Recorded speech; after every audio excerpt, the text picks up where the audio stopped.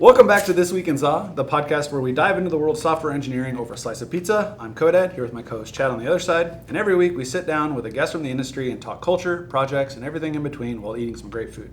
Today's guest is Eric Hunzeker, a go-to-market and leadership consultant, and we are eating the new cheeseburger pizza from Casey's, complete with pickles and who knows what else is in there. So stick around to hear some great insights, share a laugh or two, and maybe get a little bit hungry. Let's dive in. Cool. Looks great. I love cheeseburgers. I love pizza. So what's not to love here? I guess, right? I don't know. I'm a little concerned going in. I'm not. This is a new one. This is kind of a wild card for us. It is. I don't think we've had pickles on pizza yet. No. And we're at like close to 40 pizzas, 40 meals. So this could be our biggest mistake on the podcast. I was thinking it was gonna like really ring Valentino's cheeseburger pizza. It doesn't. Is this a thing that still exists, Valentino cheeseburger pizza? Like, could I go get one now? No. Gosh, I don't know. I would hope so. Yeah. That's not what I expected. Me neither. Good. Yeah. It's better than I expected. For Casey's Pizza though, which I love them, this has been my lowest expectation going in. Okay. Yeah. Yeah, I'm a big fan of Casey's as well. Like, can't go wrong with a Casey's taco pizza. Oh yeah. Yes. That's, you know. This guy never knew about Casey's Taco until we started the podcast. I'm not even like, why do you want to put lettuce on anything? Yeah, it's a little weird, but it really works. Yeah, I'm actually surprised this doesn't have lettuce. I thought it would have like lettuce and tomato and stuff, like a burger with all the fixings. But maybe they're like, no, not the best time for lettuce on pizza. You know, and being a Casey's pizza guy, I'm not sure I know what these are. They're amazing. Actually, these are flat out. It's like a hot pepperoni cheese stick thing. Sometimes they have hot honey on them. I don't know if it does this time, but that's kind of when they started, when the hot honey craze was going off. And they become kind of a staple with whatever else we get from Casey's. I'm afraid it may outshine the pizza here.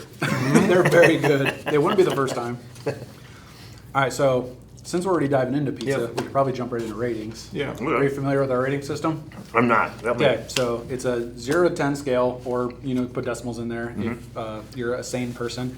The insane folks don't like doing that, but 0, 1, 2, 3 is kind of the so bad I don't want to eat any more of it.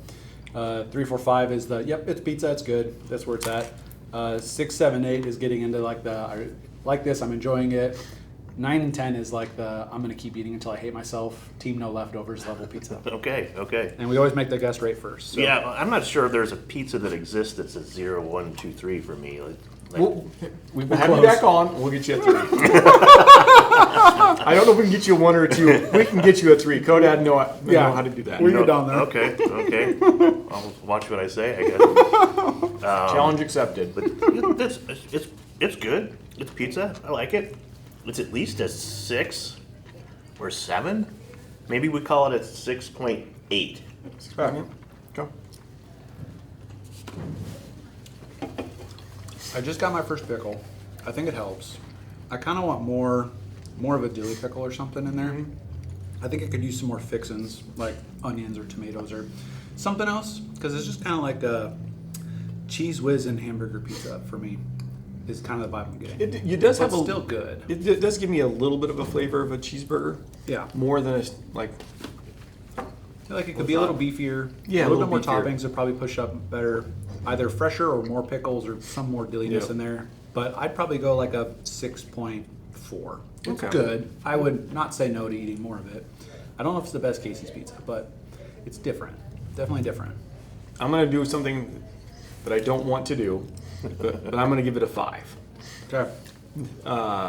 In my opinion, it is the lowest of the Casey's pizzas we had, without question. I think it's good. It's a lot. My rating maybe feels a little low, and because some of the other pizzas we've done that have been around a 5, I think like the Costco pizza. Yeah. I would choose this probably over that just because it's unique. Yeah. But at the same time, it's just not. Yeah. I'm not going to go out of my way to eat this. Most certainly not team leftovers. No leftovers on this one. No. I'm glad we tried it. Breadsticks are outshining it. Yeah. Do you want to rate the breadstick? Breadsticks a solid 8. Yeah. Yeah, I agree. And they can be a 10 at times too, or not 10, but like a 9. Those breadsticks are. Yeah, we should just sometime do we'll do an episode where we get all the breadsticks from all the places and find who has the best sides. We'll do a side comparison at some point. Bosco sticks from Ramos. Oh yeah. Those will rate high. Now you put cream cheese on these, probably a lot better. Cream cheese, hot honey. We maybe never order pizza again. Casey's, if you're listening, put cream cheese on your breadsticks. Now, normally we start right off with the kind of question, what's your biggest mistake? And by biggest mistake, usually we're looking for some sort of funny, horribly embarrassing story. That's really what we want. Funny, embarrassing story professionally. Probably professional. Yeah, professionally embarrassed. Yes. Gosh, there's so many to choose from. Where can I go with this?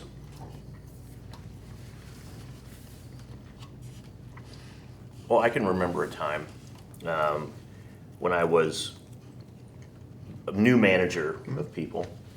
I was put into an operations role and had a team of 40 or so, Wow. Yep. spread across the nation. Technicians and customer service people and so forth. And I think I went maybe for 2 solid months confusing the names of 2 of my remote employees, calling one person's name and the other person's name, and being their boss, who they didn't know real well, even being a young man, younger than them, they were afraid to correct me. And so finally, one of my local employees said, "Eric, you know that that's not Dan and that's not Chris, right? It's the other way around." So I would say that was one of the more embarrassing things that comes immediately to mind. Now, if you get into more tech and maybe when I started into the product management side of my career and into software, gosh, when I arrived at Penlink, I had never been a software product manager before, and I didn't know what agile software development was, much less what the Agile Manifesto was and so forth. So it was all new and all research. And I can remember trying to usher in the era of truly being an agile development team and operating in a more orthodox way with Scrum as a framework and so forth, making all sorts of terminology mistakes that would get pointed out to me on a daily basis in stand-ups and so forth. So I would say having that team already be much more advanced as I in the framework that I was trying to drive in gave me ample opportunity to be embarrassed by the things that I did not yet know, which were aplenty in those days. So Yeah, it's rough. I mean, vocab in the Scrum world and Agile world. the words matter. Yeah. A good deal. I hear lots of stories from the same guy that talks about Spike's Pizza, of all of his horror stories of people disagreeing on what terms mean and Yes. the rituals and what is and isn't agile, and it's interesting. Yeah. Yeah, the take-home message from that whole era was there is no one Scrum. Everyone sort of implements it in their own way. You have your own flavor, your own spin, and it has to fit where you are as an organization. It also has to fit, in a lot of ways, I'd say, maturity of the product that you're working on. Like true greenfield, build it from nothing kind of project is very, very, very different than we're taking and adding a feature set onto a legacy product that has existed for 20 years. Oh, yeah. And so understanding those nuances makes all the difference in just how you apply some of these rules and frameworks. Also, another big variable is how regulated that environment that product is in. If it's very regulated at all of the rituals have to be way more documented and tracked. Everything becomes a little bit about kind of that audit trail. For sure. Becomes way more important in those organizations. So they Teaching new people about process. It's one of the hardest things, just being like, something's not going to work for the team, and that means that you shouldn't be doing it, even though everyone else says it should. Yeah. You're going to find what works for you and the team and what's productive and based on what you're working on, and that's all that matters. And they're just like, no, that's not an answer. I need one answer. I'm like, oh, sorry. Yeah, the answer is it depends. Yeah. Yes. like so many things in life, it depends. Yep. But as long as you're shipping, if you ship and you're delivering value to the customer at the end of the day, that's what's important. True. Yep. So pick the way that helps you ship and deliver the most value. Yeah, and you mentioned kind of in this, your product manager role and different roles. You've had a lot of roles and done a lot of things. Maybe you could give us the 3-minute intro to Eric. all the things you've done. You mentioned PenLink in there. Sure. And while you're doing that, despite having given it a 5, You're I am going to have going it. So I'm kind of like contradicting my statement. 5 isn't. I'm not Dive gonna in have there. another slice. 5 is still good pizza. Is 5 still good pizza? I still Yeah. think this is good pizza. It's like all Casey's pizza. It's all good. Yeah, so I am a salesperson turned financial analyst turned operations manager turned sales leader turned software product manager turned chief revenue officer turned chief product officer. So there's a lot in there. Yeah, were these jumps intentional, or was it kind of like you just happened to? It was sort of the path of where, I'm really in my heart of hearts, I'm a builder fixer. Uh-huh. And so a lot of these moves are my boss, whoever my boss was at the time, just kind of pointing me at the pain. Yep. This thing isn't working well. Eric, go figure out what's going on here. Eric Omer, you're needed. But I would say maybe the more it was that financial analyst role, working for the CFO, the controller of a manufacturer at the time, and really learning two things. One, if you want to do really good analysis about a business, you actually have to understand how the business operates. Go figure out how manufacturing works. Go figure out how engineering works. Go figure out how marketing works. Because when they come to ask you, can you run a report that shows me X, Y, and Z, if you don't know what they actually do, you don't know that the question they're asking you isn't even the question they mean to ask you. Right. So go learn the business, and then everything else happens. But the second most formative thing is I met what I would consider my Excel sensei. No, you have a sensei? I thought you just were you were the default origin of all this Excel. There's someone that knows more about Excel than you do? No. Throw a shout out to Tim Kirschbaum, who was the controller at the time, and he was doing magical things that I could not imagine in an Excel spreadsheet with macros and crazy other stuff. And it really opened my eyes that this is a really powerful platform. And I learned a lot about it and really grew to love it and became a good analyst. And it taught me a lot about how that business operated, which paved the way for me to move into a management role in operations and so forth, which paved the way for me to move into sales. But everywhere I go, I took that spreadsheet with me and would figure out how this business is operating through the data that was spilling off of it, and how to use that data to reinforce the things that were going well, and how to use that data to stop doing the things that didn't seem to work, and so forth. So that was kind of the through line, is really being a data, not just data informed, but data driven person. The data doesn't lie, generally speaking, and generally what gets measured gets managed, and so that through those principles, it's served me well. So I've been interested in the go-to-market consultant. I'm assuming that's a lot of you're helping make decisions based on all of that data, and then getting it to who needs to make those decisions. Sure. It's in the case of a client, let's say, who's a more established company, they might have me come in to take a look at how things are going from a marketing and sales and pipeline management standpoint. And I'm very quick to try to go to the beginning and say, well, what do we sell, to whom? Specifically, we don't sell to companies, we sell to humans. Who are the human beings that our human beings talk to? And how do you identify them? And how do we identify more of the ones that seem to be good customers? But to do that, you have to do the analysis to say, who are our good customers? Who are the customers who actually make money selling to? Sure. That don't have expectations that are outside of what we're able to really do, or don't beat us up on price every day. They see the value in what we do. Who are those profitable customers, and how do we go find more? Yeah. And then you kind of build a system to be systematic about things. If leaving things to chance isn't a great strategy, but if you find a solid, repeatable recipe, I know every time I go talk to a person that fits this general persona, and we talk about it in this kind of way, it tends to resonate, and we get another opportunity to have another sales meeting, and eventually it leads to a sale. I just try to get people to follow that same path as many times as we can. Sure. Now, And generally it's informed by the data. yeah, I'm assuming you get this question a lot then, the introduction of AI. How has that shaken anything up with what you're doing or what your processes are? AI has been, I think, one of the more powerful revolutions in the go-to-market space.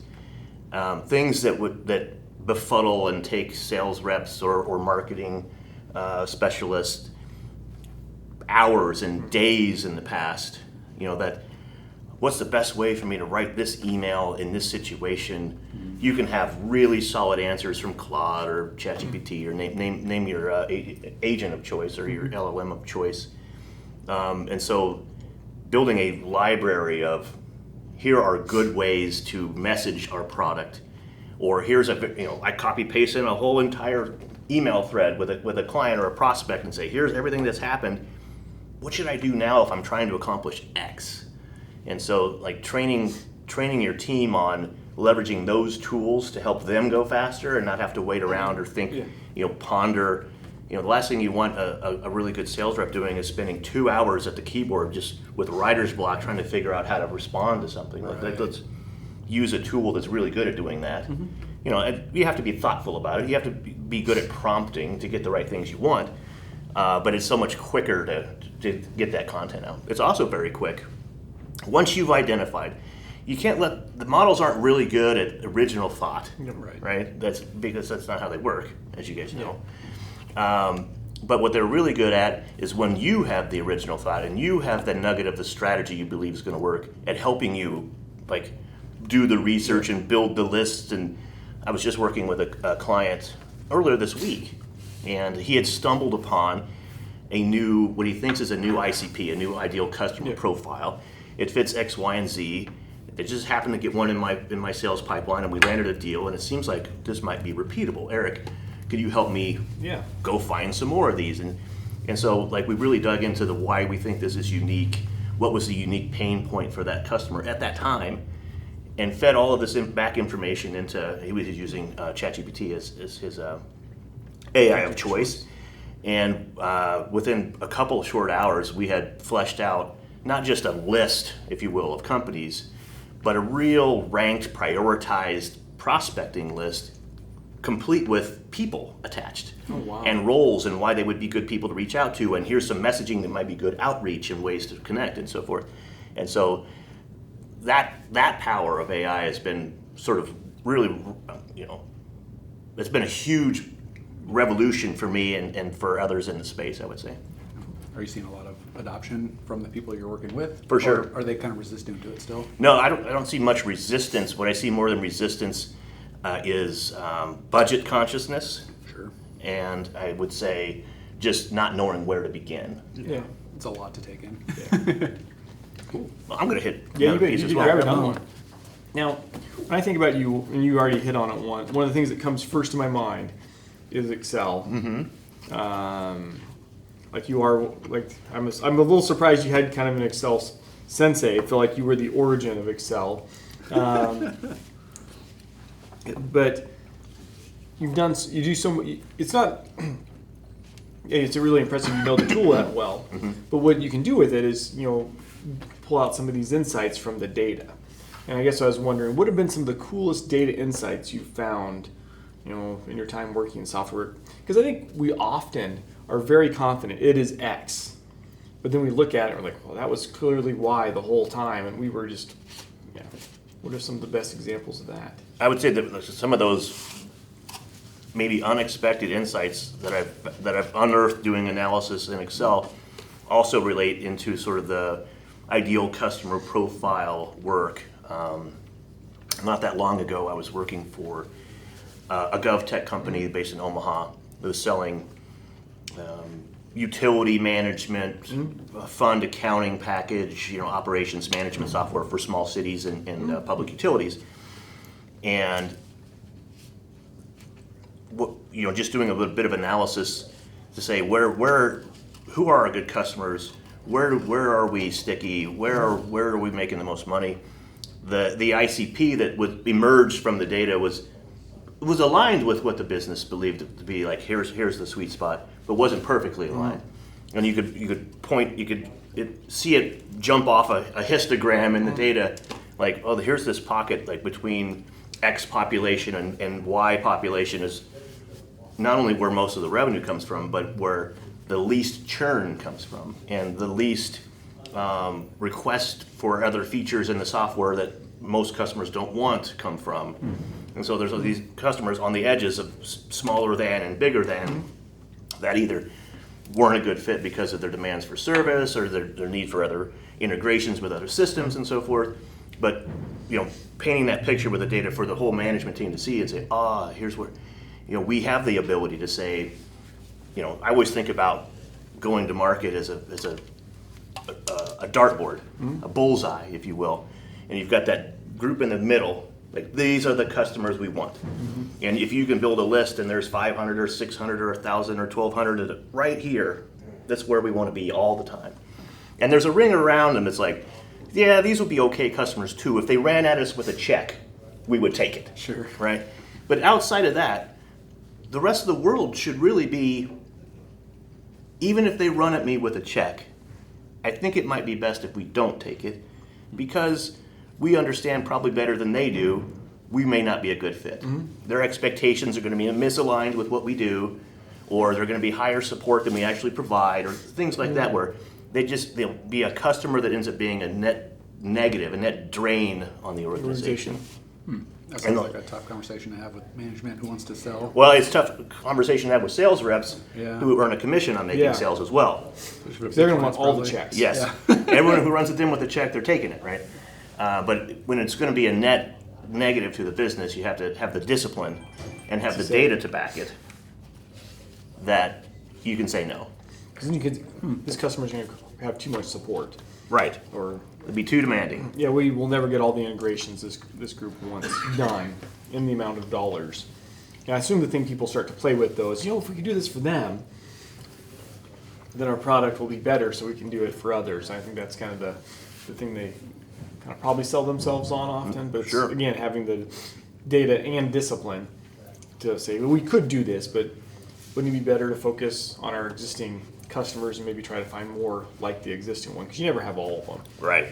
It's easier to do in some regards to businesses that are long-running businesses that have established, that have revenues and are cash flow positive and so forth. And it's a lot harder to do with some of my clients and folks that I coach in the startup world.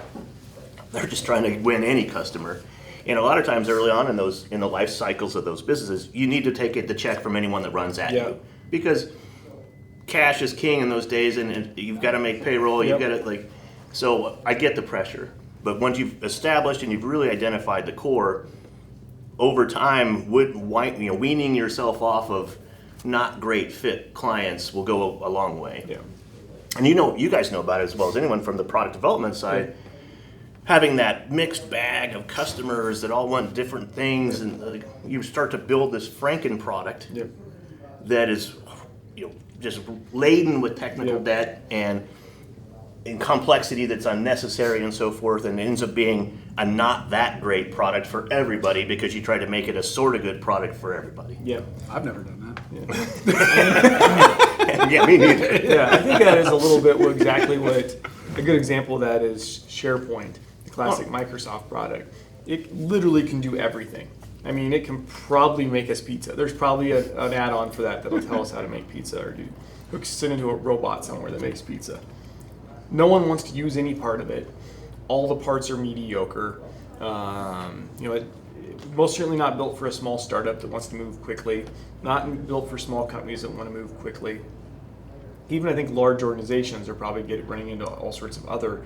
Well, we can't really host that large of a group, so we have to create all these sub, things within there because it can't handle the scale. Mm-hmm. So it's a product that can do everything but nothing well, and no one is at the end of the day going to like it. And that's we know that trying to serve everyone, so trying to serve all masters. That's where it ultimately leads to building a thing that is sort of not very good for everybody. Yeah. We'll still take that sponsorship though, Microsoft. We will host this on SharePoint if that's what it takes. Boy, that'll be painful. I hope we don't get that. You like pain? I don't know if I want that much pain. Yeah, that's pretty bad. That's a pretty rough go. So Excel, macros, Sure. your specialty.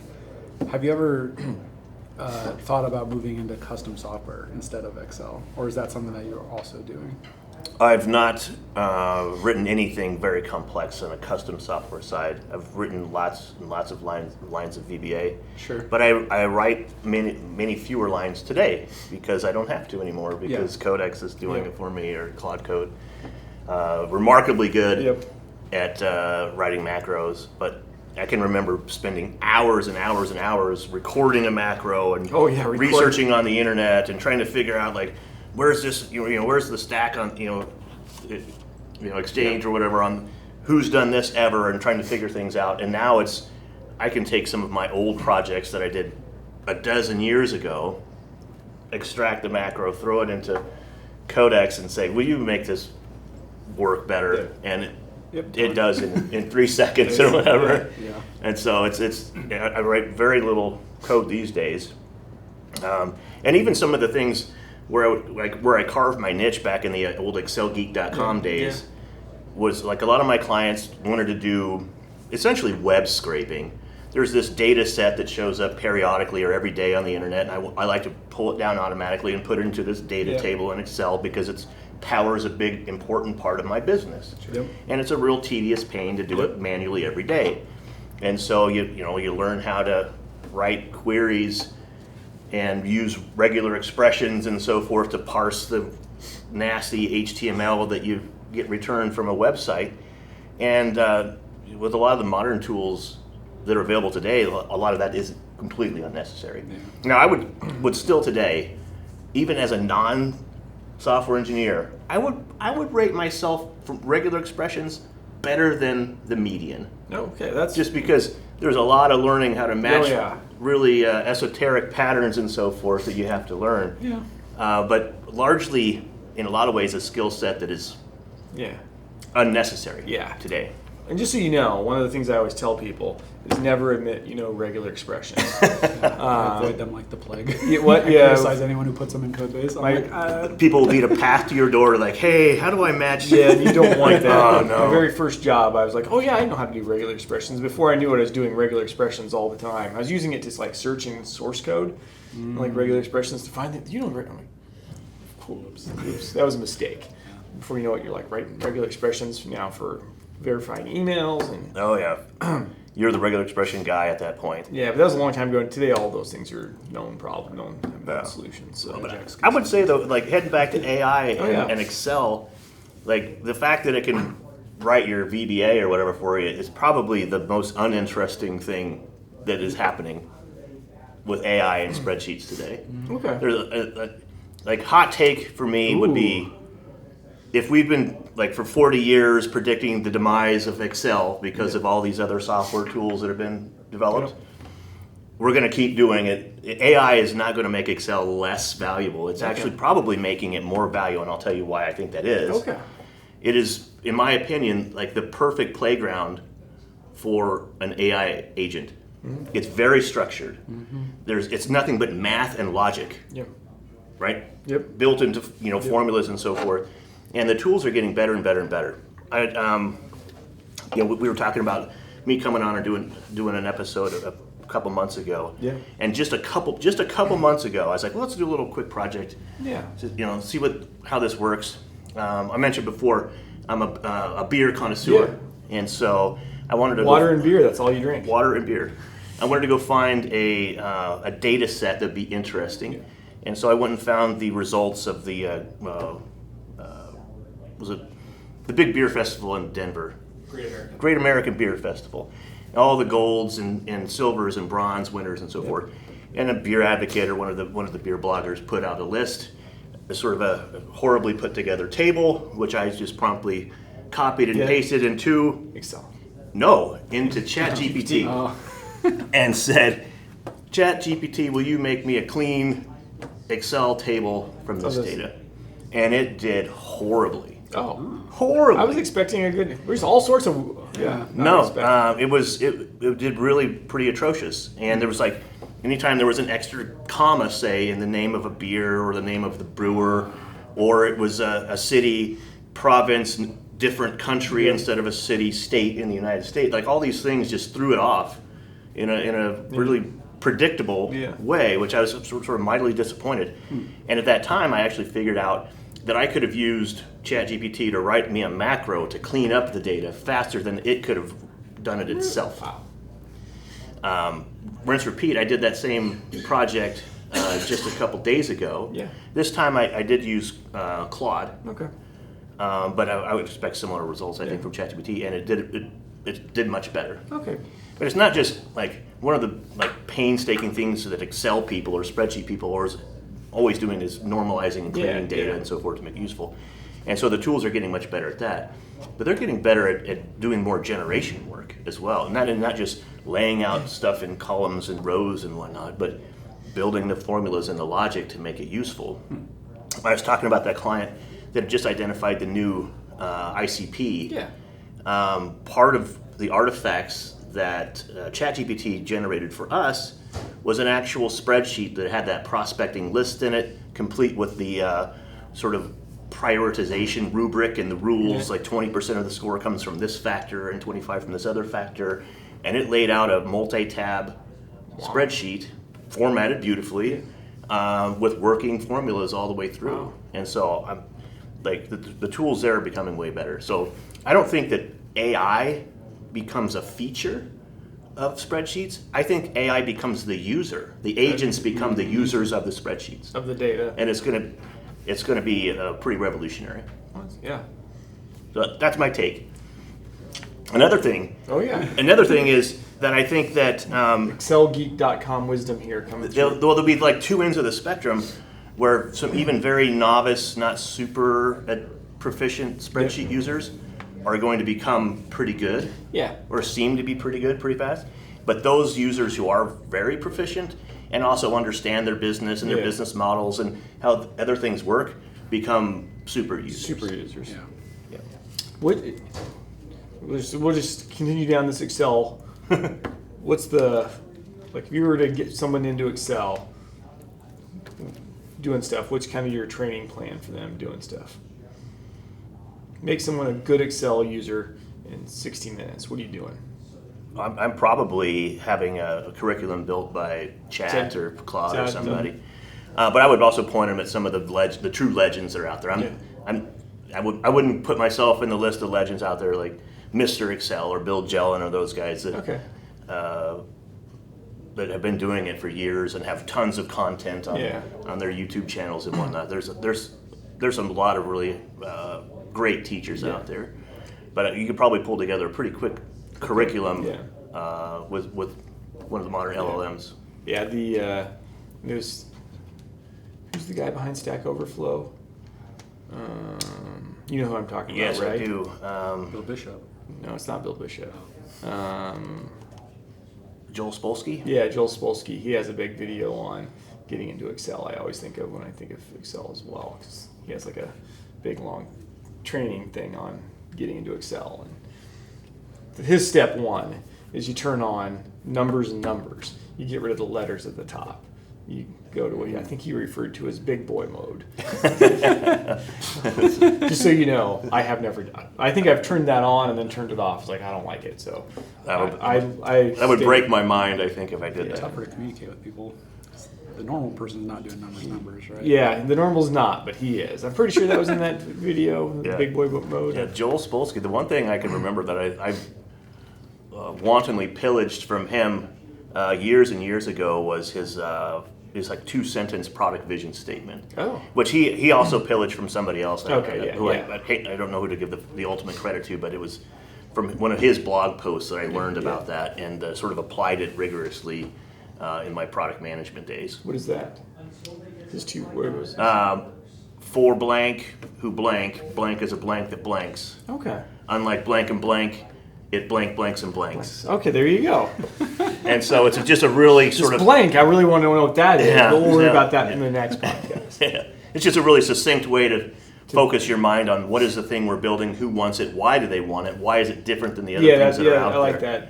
that. It's a very easy sentence or 2 sentences to think about, but it will cause a lot of research and consternation. To really know how to answer the question, you have to do a great deal of work to nail it. So I shouldn't ask you to come up with that on the fly for the This Week in Zot podcast. Oh, yes. That's a brilliant idea. I love it. Maybe we'll have to work on that probably. We'll get some data. We'll Excel it. We'll do More some pizza. Yeah.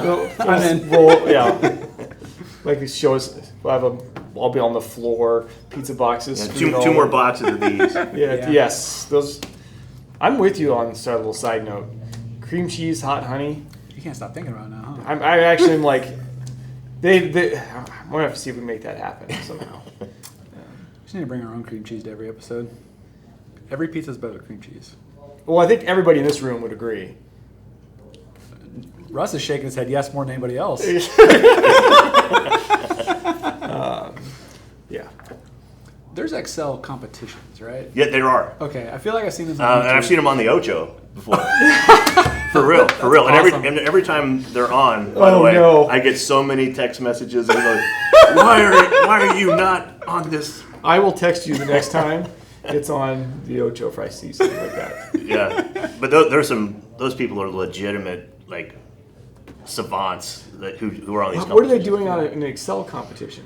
I don't know. They have like an assignment thing. It's like Yeah. you have to do this and you have to get to this answer. Here's your data set, and they're flying around. They're building formulas and referencing things. Really? Yeah, Oh yeah, it's wild. And the commenters are tracking the whole time. And Is there a play-by-play and a Yeah. and a color commentary? Oh yeah. Maybe you could be the play-by-play. That may be the perfect mix of my sometimes hobby of Yes. live streaming my son's hockey games and my passion for Excel. I There you could go. talk to the folks at ESPN, the Ocho, and say, I want to be the Yeah. play-by-play. me and Bill Jellin, let's say, Yeah, or yeah. Mr. Excel or somebody, we'd be the perfect pair, right? That would be. I would watch a little bit of that. AAA Excel League. Yeah. Now you're obviously really big into hockey as well, right? My son's been playing since he was 4. Yeah. So you didn't play growing up? No. I was born and raised in a small town in Nebraska. Yeah, there's Hockey wasn't a thing. Yeah. Maybe once in a while we'd scoot around on the creek that was Yeah. frozen and hit a crushed pop can with a bent stick or something, Yeah. but there was no hockey. And nobody had skates, No, ice skates. I no. didn't know a single person that We owned all ice. had roller skates. The church parking lot, we'd play out there. But Oh, you did? Yeah. Roller hockey? Okay, that's we cool. were never good. Well, yeah. But that's cool. Yeah, roller hockey, that's the gateway drug there. Right? Yeah. But yes, do you ever use your Excel knowledge with tracking some stats or anything really cool related to hockey? I would Pivoting say away from sports. Excel. I would say that I do maybe an embarrassingly thorough and complex Thorough and complex is the words I was expecting. statistical analysis of the team. Okay, so you do. Like fantasy hockey stuff. No, not fantasy. This is for his It's kids' for, team. it's for their real, team. right? It's I real. assumed I knew the answer. Just so you know, I knew the answer. Yeah, well, everyone knew the answer. I Yeah. think. So Of course I do. Yes, of course you do. So you track like all these crazy stats and right? Yeah, I can't. I mean, it's tough to do like the sort of job that the NHL Yeah, would do well, for their yeah, players. And right? So They forth. have, like, but the teams. basic Yeah. stuff, and goals and assists and plus minus. No, actually, you're jumping a little ahead. I was going to ask you, are you doing plus minus like when people are on the ice? And actually, it's one of the things that I really want to up my game this season Okay. because the amount of time it takes to do that analysis is intense because you really have to watch back the film Yeah. to know exactly who was on the ice and who was not on the ice at the time Yeah. of that goal for or the goal against. Are you tracking then somewhere like every line switch to pull that off? or- I don't, but You don't, I'm just okay. when there's a goal scorer against, I have to know who's on the ice, and so Yeah. sometimes you're watching it back, and sometimes because it was a video that was live streamed on Facebook, the quality of it is Yeah. not that great, and so I'm bringing my son into the room and Who saying, is that? Landry, Who is that? which one of your teammates is that? You can tell, and he always knows. So Do you track, like you have traditional plus minus, which is scores when, Yep. based off lineup. Do you also are you tracking like shots plus or minus on goal? we do some goalie stats, shots against and goals against. Are you doing that based off lineup? I am not. Okay. Um, I'd be very curious then, because the more shots you get, right, probably the better, and the more likely you are playing on their side of the ice. Right, as but well. even for something as relatively simple as plus minus, I want to work and build. I want to build an agent that can review the video, and Yep, that's where my next question. Yeah. yeah. So I'm going to probably spend some time nerding out on that in advance. The season's getting close, only a few weeks away. So I think there is like pretty good libraries out there to do some of the tracking and whatnot out of the box. I think you'll. yeah, certainly one of the big technology firms here in town, Huddle, and they acquired a company called InStat, that has a really cool hockey package. The team used it. Our team used it last season, where there's some, we'll say, computer vision, machine learning technology that they use to do some of this. Yep.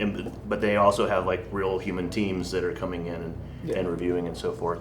So there's some really cool tech that's being developed out there. I want to see how quickly I can cobble something together from my own knowledge and some open source libraries. Yeah, I've always thought about doing something similar, but for my daughter does volleyball. Yeah, there you go. But for doing something similar for volleyball, I've actually thought about it. What if I had like some cameras going? I could track lineups pretty easy because you're tracking who's on the, in the floor, not ice at that, at the time. Right. How many shots, and your errors.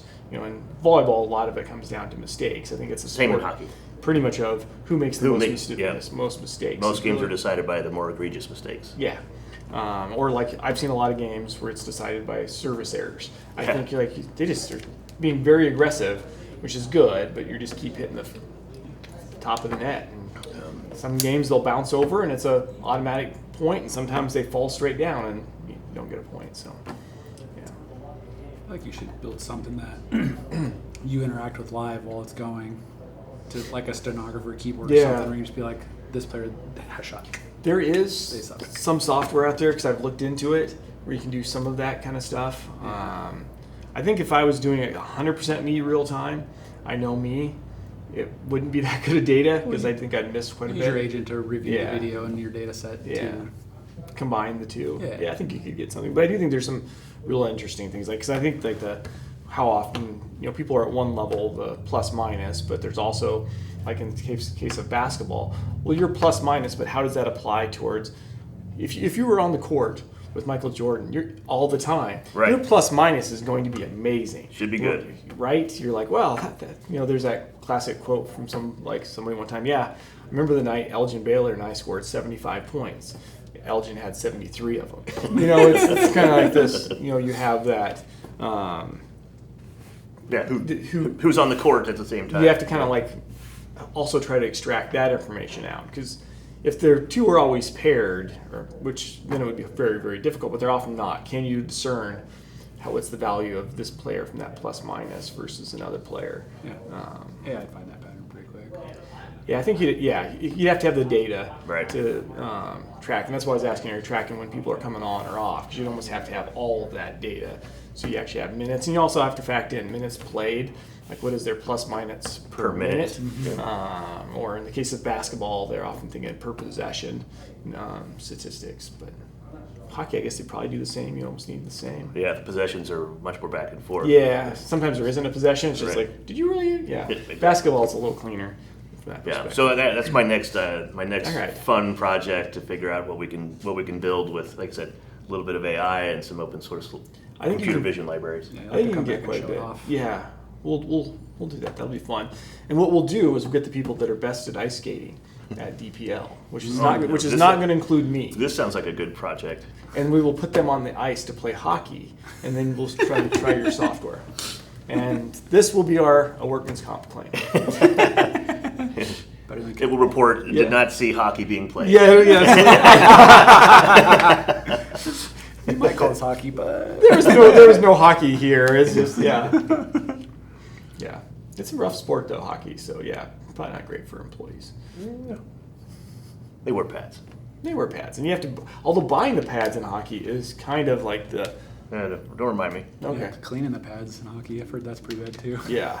One of the taxes you pay as a parent is the smell tax, for sure. Yes. Yeah. I'm good. Okay. Well, if you have questions about Excel macros, leave them in the comments down below. Yes. Eric said he's going to review and respond to every single one of them, so make sure you leave plenty. If you like the video, don't forget to like and subscribe. Ring that bell if you want notifications for when we publish our next content. Let us know if you want to see more Casey's Pizza, or if we should branch out, maybe go to Spike's. I think we got to do the Spike's. Everyone's talking about the Spike's Pizza. I've had it. It's good. Okay. All right. Michael Blake might be back for Spike's Pizza then. Michael, if you're watching this, let me know you saw it, and then we'll get you on the episode. He'll never. Yeah. You never know. You never know. So thanks for tuning in. We'll see you next time.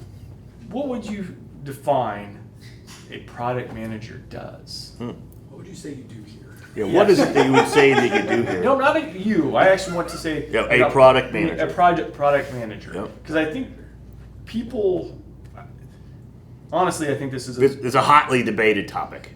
I agree. And also often misunderstood as well. Yes. So, and I do want to put, this is going to be your definition. Yeah. Because we can find 7 definitions that are going to be quite a bit different quickly. And you'll have to defend yourself next time you come on and all the feedback we get from your Yeah. definition. Yeah. No pressure. Yeah. Okay.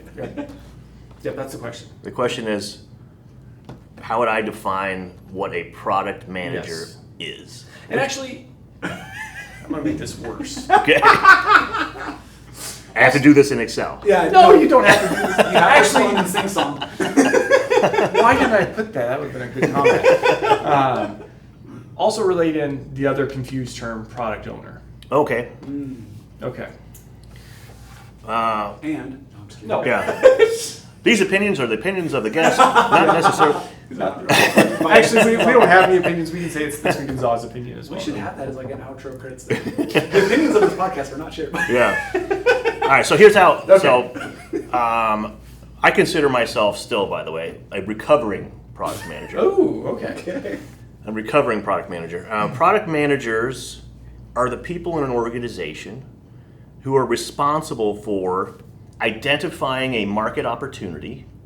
Here's a thing that we could provide to this group of potential buyers that they will pay us money for, and that they will continue paying us money for as long as we and more money over time that we can. So they're responsible for really understanding the buyers, the users, what they actually need, what they value, Okay.